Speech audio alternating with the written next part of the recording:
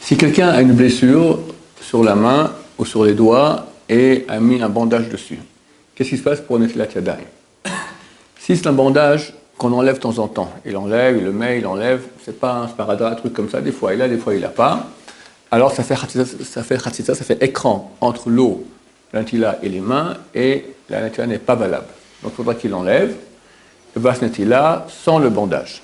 Si par contre c'est un bandage qui est vraiment pour une blessure conséquente, qu'on ne peut pas enlever, il faut laisser le bandage. De temps en temps on le change bien sûr, mais en tout cas on ne reste pas sans bandage.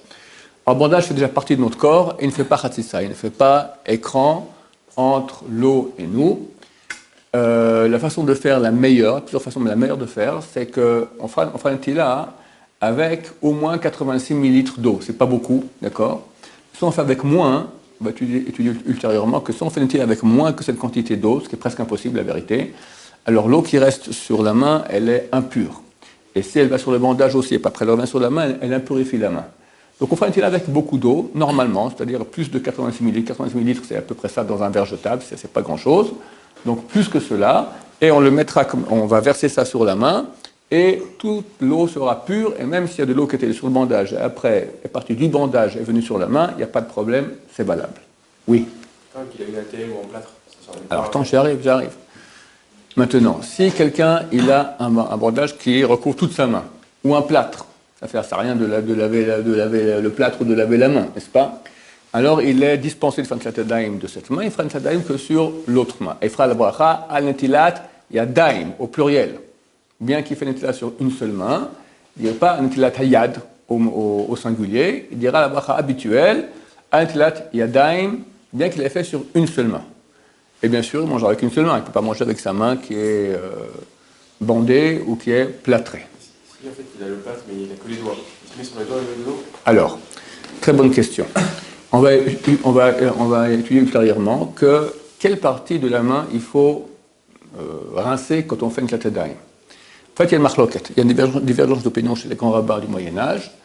Beaucoup disent qu'il faut toute la main jusqu'à l'endroit de liaison qu'il y a entre le bras et la main. Mais d'autres, tels que Rashi, disent qu'il suffit de se laver les mains jusque les doigts, c'est-à-dire jusqu'à la liaison des doigts avec notre paume de la main. Tu fais un peu plus, c'est pas grave, mais pas moins. D'accord? Maintenant, la halakha, c'est mieux de faire toute la main, mais celui qui fait que sur les doigts et un peu plus, c'est tout à fait valable. Ça, c'est pour Motsi. Pour Motsi.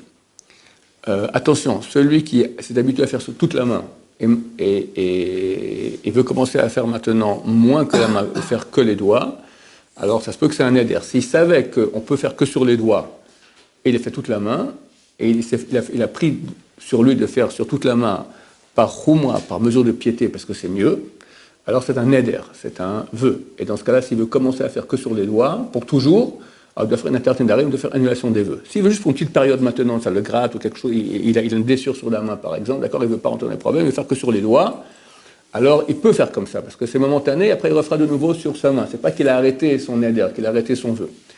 Mais s'il décide, moi j'arrête de faire sur toute la main, ça me casse les pieds, je vais faire maintenant que sur les doigts, s'il savait que ce n'était pas obligatoire de faire sur toute la main, alors il doit faire la Taharat Nedarim. S'il s'est trompé et il croyait que c'était obligatoire de faire sur toute la main, et après un beau jour il a écouté notre cours et il s'est dit pourquoi me casser la tête, je vais faire que sur les doigts, alors pas besoin de faire la Taharat Nedarim, parce qu'il n'a pas pris sur lui une chose qu'il croyait être non obligatoire. Un vœu, c'est seulement si tu prends sur toi une chose qui n'est pas obligatoire. Si c'est obligatoire, en tout cas tu crois que c'est obligatoire, c'est pas un vœu.